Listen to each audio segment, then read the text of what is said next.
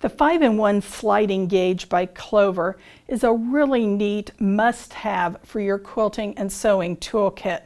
I was pleasantly surprised as I got to work with this tool about how many different features it truly has and how useful it is. One of the features that I found really handy is the 1/4 inch measurement here on the edge that allows us to check to make sure that our seams are sewn exactly with a 1/4 inch seam allowance. For sewing and construction garments, we've got a 5-inch measurement right here too, so that works as a quick and handy tool right next to our sewing machine to ensure accuracy.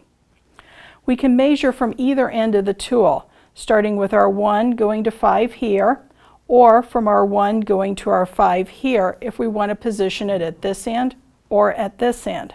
Just by pushing down right here, we're able to slide up and down along the length of the ruler, and we can actually lock it into place so it's not going to move to ensure perfect measurements.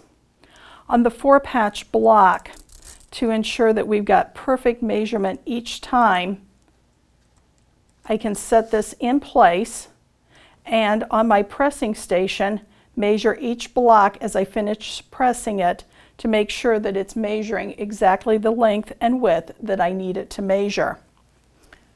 Some of the uses for this include spacing and marking buttonholes.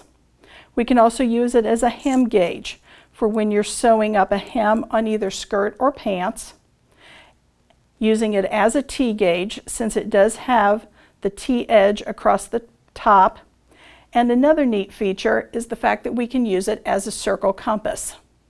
To do that, there's a small hole right here in the center, and I can insert a pin into that to hold it in place on my paper, and then using a pencil, go right into the hole here, and then just pivot it right around to create a perfect circle. I hope you have as much fun as I did using the 5-in-1 sliding gauge by Clover. It's definitely a tool that I'm adding to my sewing and quilting kit.